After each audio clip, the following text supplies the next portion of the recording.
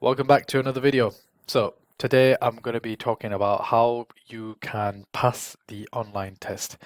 One of the first stages that you will most likely come across in the graduate hiring process, just straight after you've submitted your application, will be an online test. So this video is going to be like a full step-by-step guide. I'm going to share with you everything that I know, and hopefully this should get you in a good position to start sitting your graduate online tests.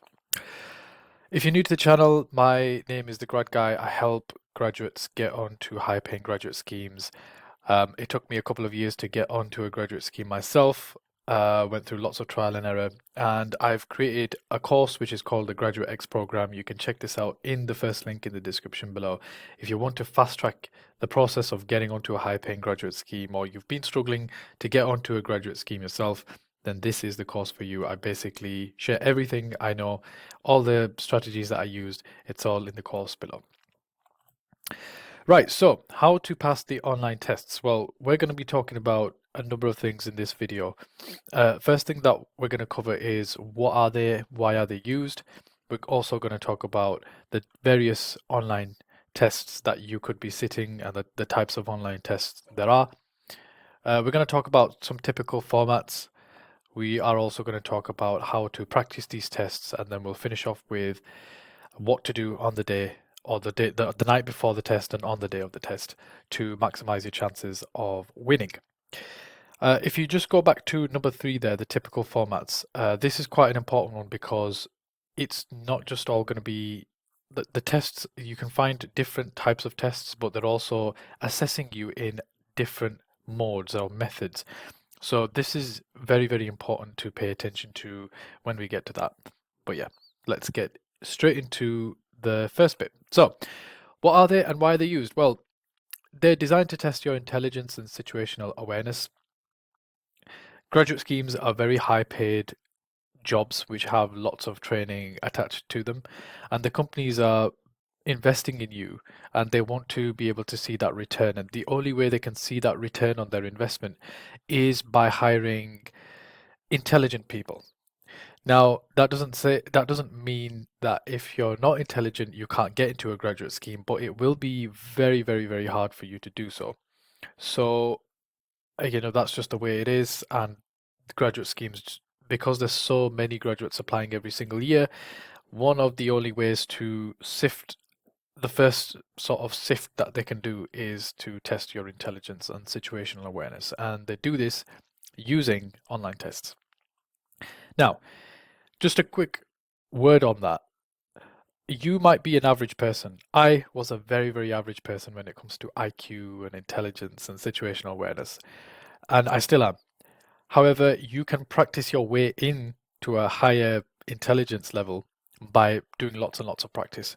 Because at the end of the day, they are testing for your intelligence, but if you practice so much that you get accustomed to the type of questions that come up, I don't want to say you can fake it till you make it, but you can pass the tests very, very easily.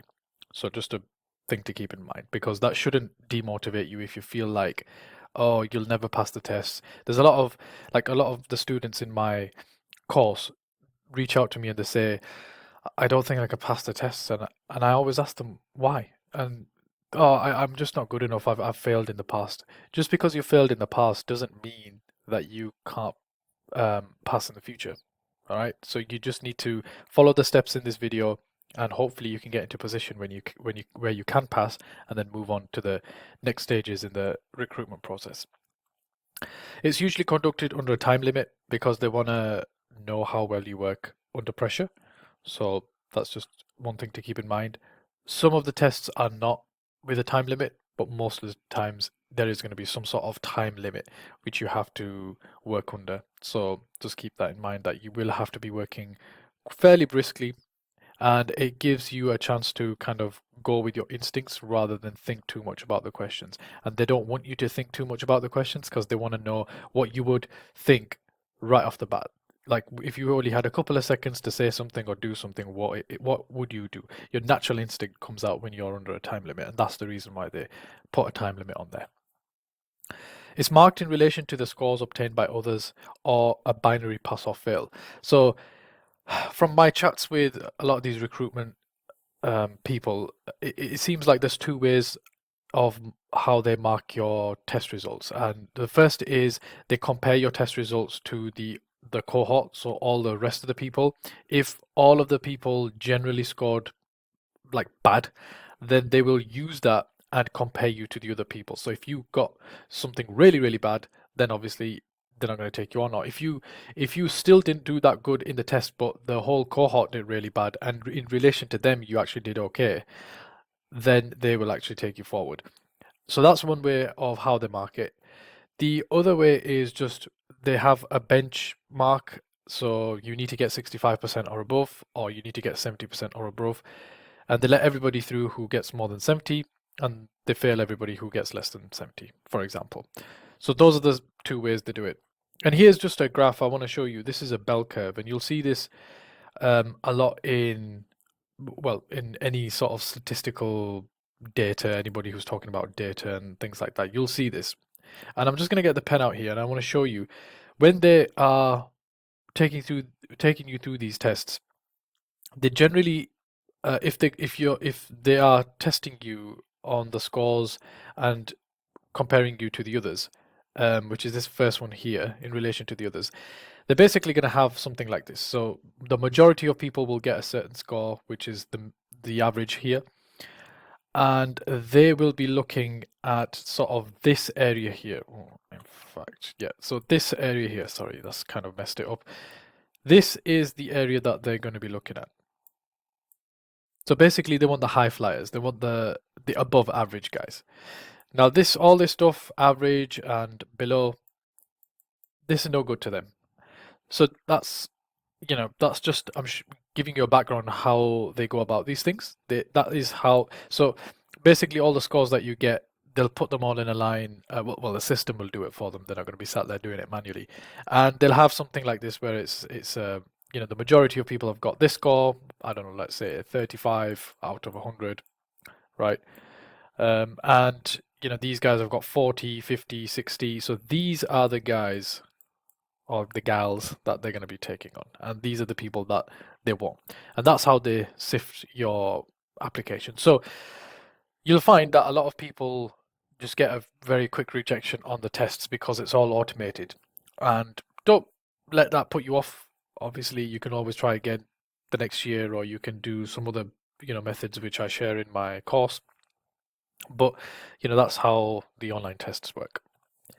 Okay, so let's move on to the types of tests that you could be facing or sitting. The first one is a numerical test. This is numeracy skills, mathematics, quick maths, that kind of thing. Verbal reasoning is your comprehension skills, so lots of text. You'll be reading passages and coming up with conclusions, that kind of thing. Situational judgment tests. These are also really important, and it's basically where they test what your reactions would be and what your actions would be in relation to things that are happening in a scenario. So they will give you some scenarios, there might be a video which you have to watch, and then you'll be given some options on how you would react to that situation, and they just want to see what type of person you are. I want to give you a quick side note on this situational judgment test. A lot of these tests will say to you that just be yourself. Now, you have to make a decision in your mind that if you be yourself, you may not be the person that they're looking for. And this can be a good thing and a bad thing because, well, it's a good thing because, well, if you're not the person that they're looking for, you're most likely not going to enjoy the work or the graduate scheme because you're not their type of person. So that's the good thing because you can avoid going into a workplace of misery. Now, the bad thing with that is that you'll be kicked out the process and you won't progress forward. And if you're struggling to get onto graduate schemes, that's the last thing that you want, right? So you just want to keep that in mind. Do you want to sacrifice molding your answers so that it's what they want to hear? Or do you want to strictly do the situational judgment test based on what you would actually do? That is something I will leave up to you. I personally molded my answers, so it's probably not things that I would do myself, but after researching the companies and the type of person that they wanted, I chose the actions that I thought were the best that match the type of person that the company is looking for. I hope that makes sense. And that is, in my opinion, that is what worked. However, there are some tests that I've done in the past where I've just been myself and I've still moved to the next stage. So it's not like a hard and fast rule, but just keep in mind that if you truly be yourself, it may not be what the company is looking for. So always do your research before doing a situational judgment test, just to see what kind of person they're looking for. Are they looking for someone who's proactive?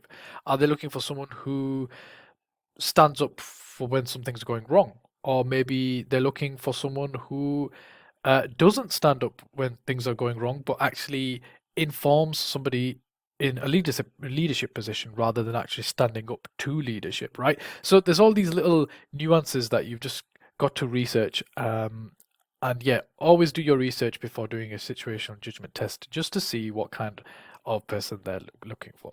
And I'll give you an example with the civil service graduate scheme. They have I forgot what it's called, but they have a massive document. It's like the type of behaviors that they look for in civil servants, and they do actually refer you to that to study that document before you take the situation judgment test.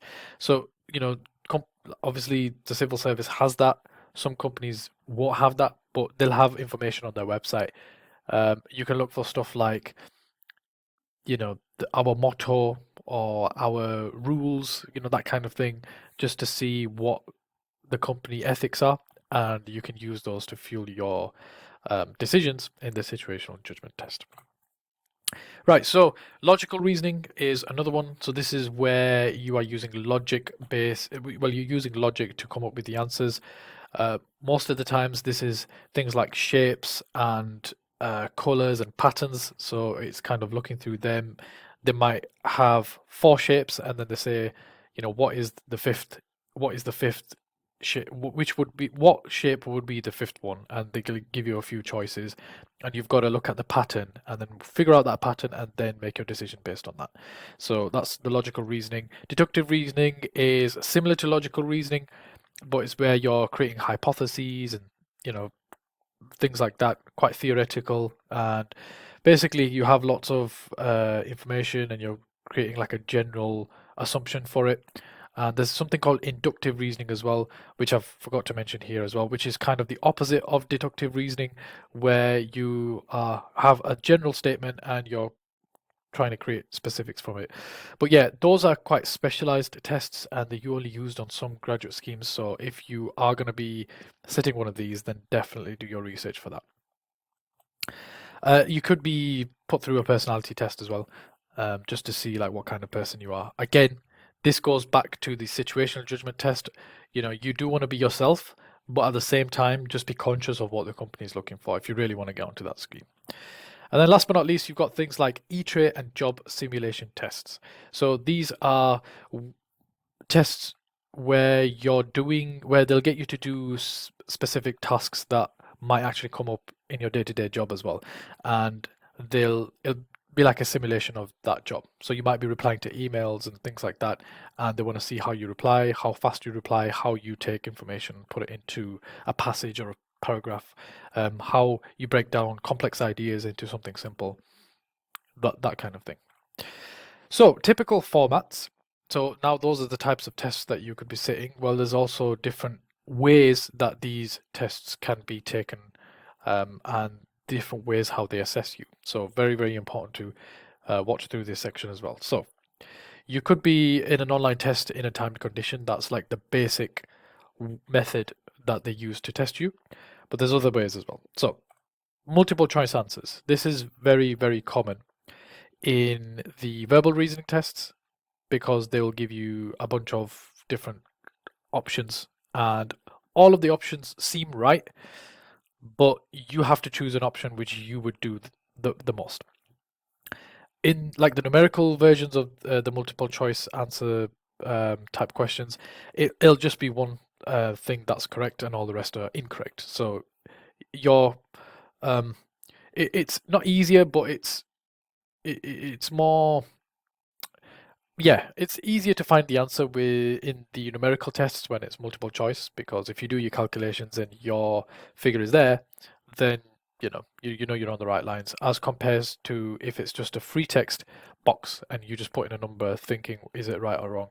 Um, so yeah, but when it comes to multiple choice in verbal reasoning ones, it can get a little bit muddy and a little bit tricky. So just something to keep in mind and practice. But yeah, multiple choice answers is also another one. The the next one is ranking 5 actions from the most effective to least effective. Those 5 actions that I've written there, it could be 6, it could be 3. That's just an arbitrary number. They can give you 7. So it is just a number of different actions that they'll give you, and they'll ask you to rate them from most effective to least effective. These are usually used a lot in the situational judgment test, and situational judgment test they use the most in there, um, and that's where they want to see like all actions are kind of good actions. There might be one or two that are really bad, and you know that they're the least effective.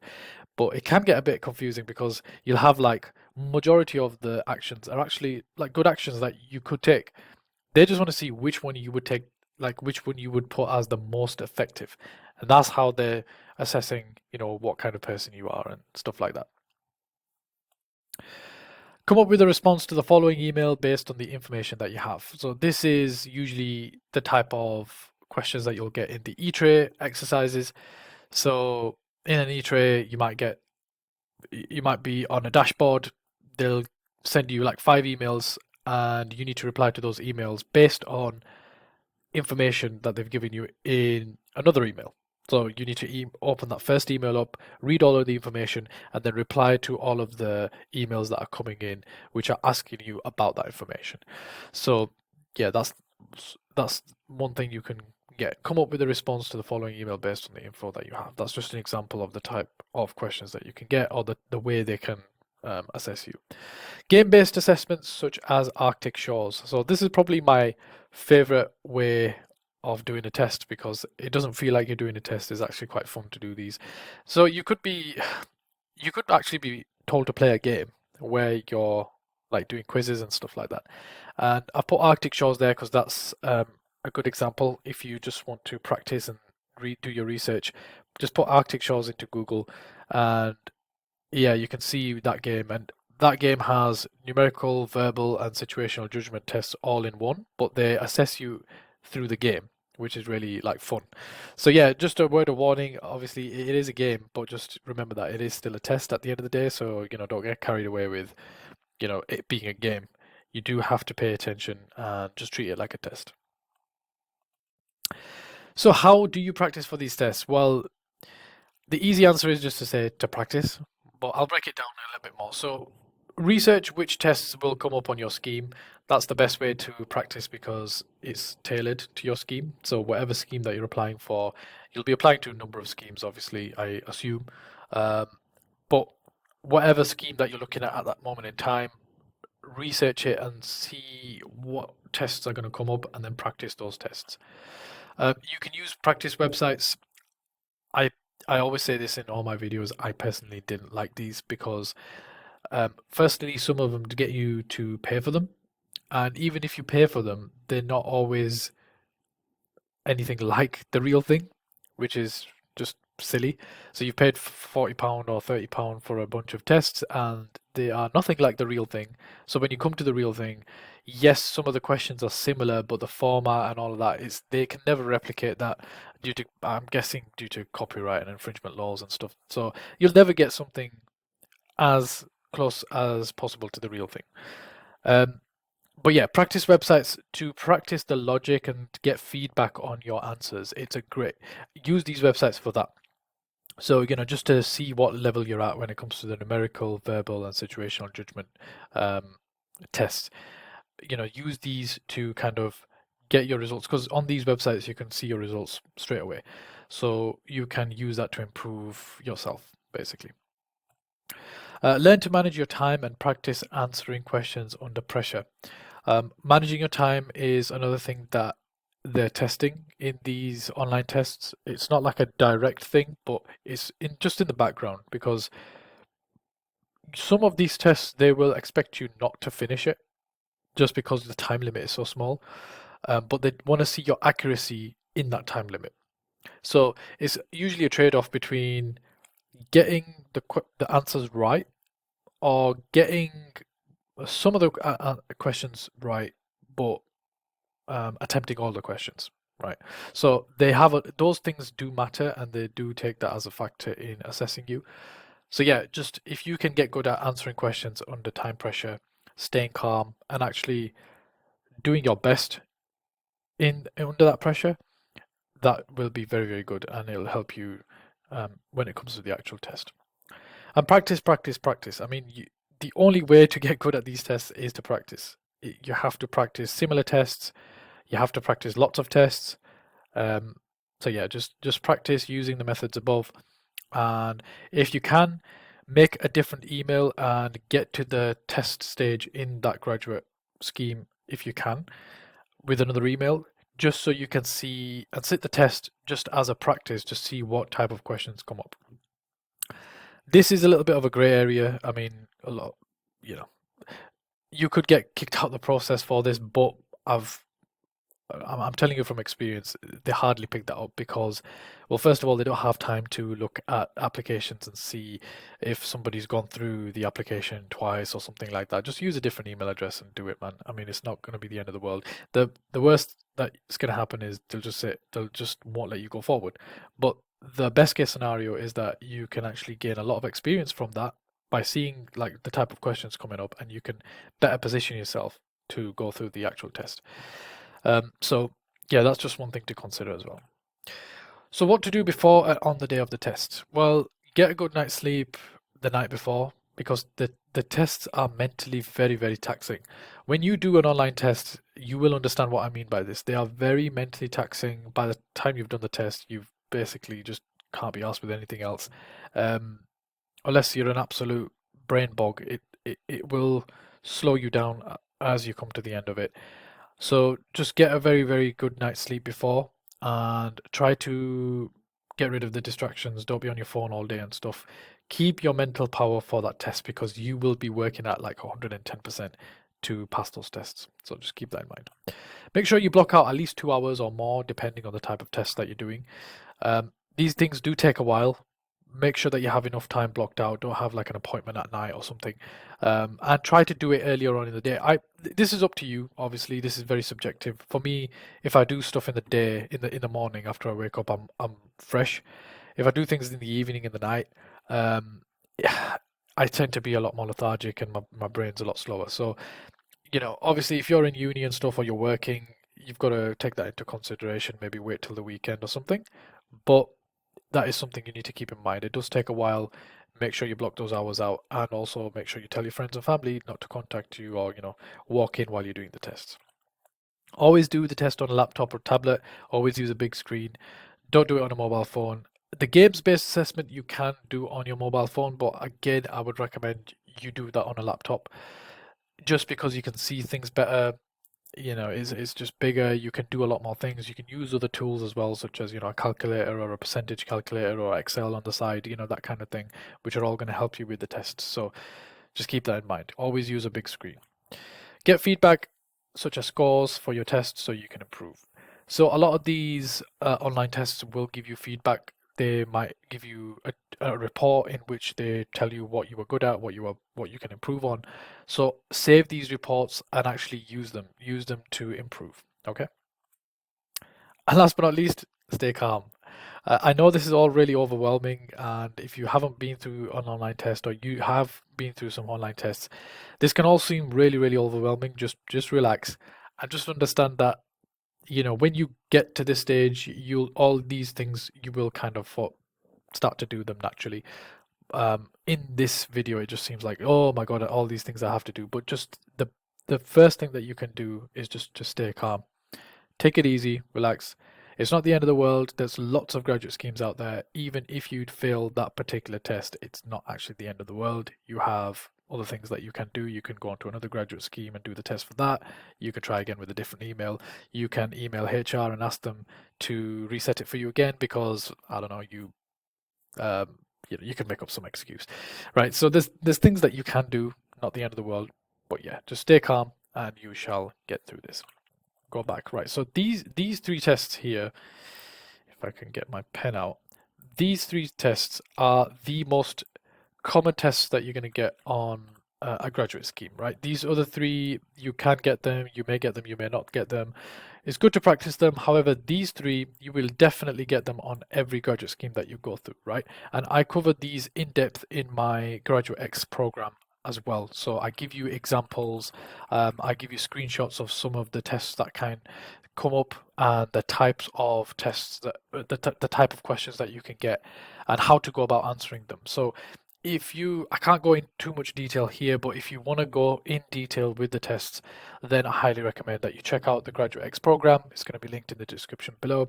And if you have something specific that you need help on, we do also offer one-on-one 45-minute coaching calls, so you can book yourself in for one of them if you want to check your CV, if you want to get your CV checked, or you want to get your LinkedIn checked, or you need specific help on something, then we can definitely help you with that as well. So with that being said, I'll see you in another video. Take care. Bye bye.